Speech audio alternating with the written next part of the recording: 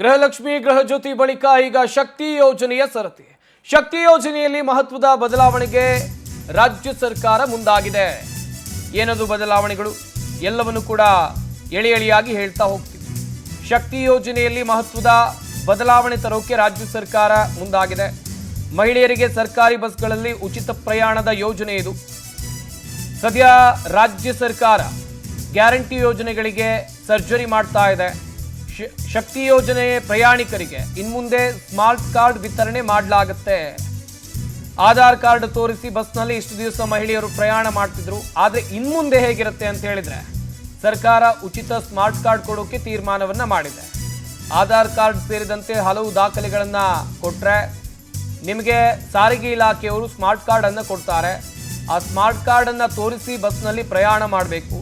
Smart card ರೂಪುರೇಷೆ ಅಂತಿಮಗೊಳಿಸೋಕೆ ಸಮಿತಿಯನ್ನು ಕೂಡ ನೇಮಕ ಮಾಡಲಾಗಿದೆ. ಸ್ಮಾರ್ಟ್ ಕಾರ್ಡ್ ಸ್ವರೂಪ ತಾಂತ್ರಿಕ ದಾಖಲೆ ನೀಡಿದರೆ ಕಾರ್ಡ್ ಕೊಡ್ತಾರೆ. ಇಷ್ಟು ದಿವಸ ಆಧಾರ್ ಕಾರ್ಡ್ ಕೊಟ್ಟು ಬಸ್ನಲ್ಲಿ ಮಹಿಳೆಯರು ಉಚಿತ ಪ್ರಯಾಣವನ್ನು ಮಾಡ್ತಾ ಇದ್ರು. ಆದರೆ ಇನ್ನು ಮುಂದೆ ಹಂಗಿರೋದಿಲ್ಲ. ನಿಮಗೊಂದು ಸಾರಿಗೆ ಇಲಾಖೆ ವತಿಯಿಂದ ಒಂದು ಸ್ಮಾರ್ಟ್ ಕಾರ್ಡನ್ನು ಕೊಡ್ತಾರೆ. ನೀವು ಎಲ್ಲೇ ಪ್ರಯಾಣ ಮಾಡಬೇಕಾದ್ರೂ ಆ ಸ್ಮಾರ್ಟ್ ಕಾರ್ಡನ್ನು ತೋರಿಸಿದರೆ ಮಾತ್ರ ಉಚಿತ ಪ್ರಯಾಣದ ಸೌಲಭ್ಯ ಮಹಿಳೆಯರಿಗೆ ಸಿಗುತ್ತೆ ಎನ್ನುವ ಮಾಹಿತಿ ಸರ್ಕಾರದ ವತಿಯಿಂದ ಸಿಕ್ಕಿದೆ. ಗ್ಯಾರಂಟಿ ಯೋಜನೆಗಳಲ್ಲಿ ಪರಿಷ್ಕರಣೆ ಆಗ್ತಾ ಇದೆ. ಇನ್ನೊಂದು ಕಡೆಯಲ್ಲಿ ಈ ಗ್ಯಾರಂಟಿ ಯೋಜನೆಗಳು ದುರ್ಬಳಕೆ ಆಗ್ತಾ ಇದೆ ಎನ್ನುವ ಒಂದಷ್ಟು ಗಂಭೀರ ಆರೋಪಗಳು ಸರ್ಕಾರದ ವತಿಯಿಂದ ಕೇಳಿ ಬರ್ತಾ ಇದೆ.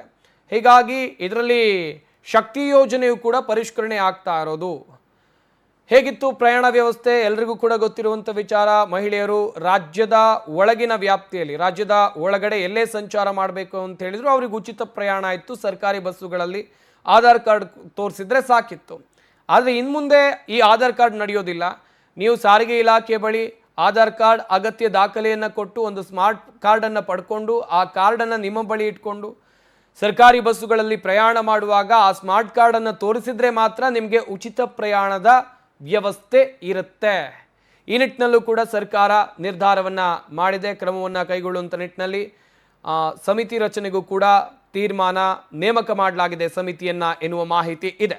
ಸ್ಮಾರ್ಟ್ ಕಾರ್ಡ್ ಸ್ವರೂಪ ತಾಂತ್ರಿಕ ದಾಖಲೆ ನೀಡಿದರೆ ಉಚಿತ ಪ್ರಯಾಣವನ್ನು ಮಾಡಬಹುದು ಸ್ಮಾರ್ಟ್ ಕಾರ್ಡ್ ಮೂಲಕ. ಈಗಾಗಲೇ ಗೃಹಜ್ಯೋತಿ ಗೃಹಲಕ್ಷ್ಮಿ ಯೋಜನೆಗಳಲ್ಲಿ ಪರಿಷ್ಕರಣೆ ಮಾಡುವಂಥ ನಿಟ್ಟಿನಲ್ಲಿ ಸರ್ಕಾರ ಎಲ್ಲ ಕ್ರಮಗಳನ್ನು ಕೂಡ ತೆಗೆದುಕೊಂಡಿದೆ. ಈ ಲಕ್ಷ್ಮಿ ಯೋಜನೆ ಇದೆಯಲ್ಲ, ಸತ್ತವರ ಖಾತೆಗೂ ಕೂಡ ಹಣ ಹೋಗ್ತಾ ಇದೆ. ಟ್ಯಾಕ್ಸ್ ಕಟ್ಟೋರಿಗೂ ಕೂಡ ತಿಂಗಳಿಗೆ 2,000 ರೂಪಾಯಿ ಹೋಗ್ತಾ ಇದೆ. ಹೀಗೆ ಅನೇಕ ರೀತಿಯ ಚರ್ಚೆಗಳು ಆಗ್ತಾ ಇತ್ತು.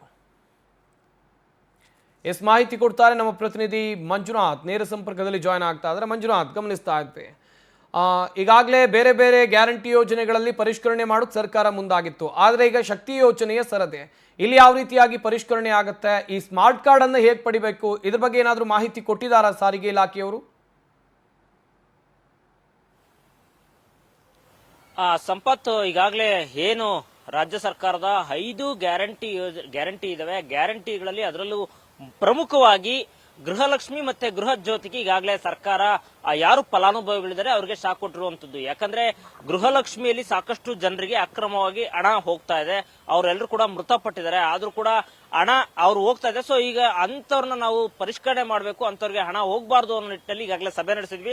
ಸೊ ಈಗಾಗಲೇ 79 ಕೋಟಿಯಷ್ಟು ನಾವು ಆಲೆ ಹಣ ರಿಕವರಿ ಮಾಡಿದ್ವಿ. ಮುಂದಿನ ದಿನಗಳಲ್ಲಿ ಗೃಹಲಕ್ಷ್ಮಿ ಅವ್ರಿಗೆ ಏನು ಬಯೋಮೆಟ್ರಿಕ್ ಅನ್ನ ಮಾಡ್ತೀವಿ, ಬಯೋಮೆಟ್ರಿಕ್ ಅನ್ನ ಪಡೆದವ್ರಿಗೆ ಮಾತ್ರ ನಾವು ಗೃಹಲಕ್ಷ್ಮಿ ಹಣವನ್ನು ಹಾಕ್ತಿವಿ ಅಂತ ಹೇಳಿ ಒಂದ್ ಕಡೆ ಆದ್ರೆ, ಇನ್ನ ಗೃಹ ಜ್ಯೋತಿ ಸಂಬಂಧಪಟ್ಟಂಗೆ ಗೃಹ ಜ್ಯೋತಿಯಲ್ಲೂ ಕೂಡ ಅಕ್ರಮವಾಗಿ ಅಂದ್ರೆ ಕೇವಲ ನಾವು 200 ಯೂನಿಟ್ ಏನಿದೆ ಮನೆಗಳಿಗಷ್ಟೇ ನಾವು ವಿದ್ಯುತ್ ಅನ್ನ ಕೊಡ್ತೀವಿ. ಆದ್ರೆ ಕೆಲವೊಂದಿಷ್ಟು ಬೇರೆ ಬೇರೆ ಹೊರ ರಾಜ್ಯದವರು ಬಂದು ಈ ಒಂದು ವಿದ್ಯುತ್ ಅನ್ನ ಬಳಕೆ ಮಾಡ್ಕೊಳ್ತಿದ್ದಾರೆ.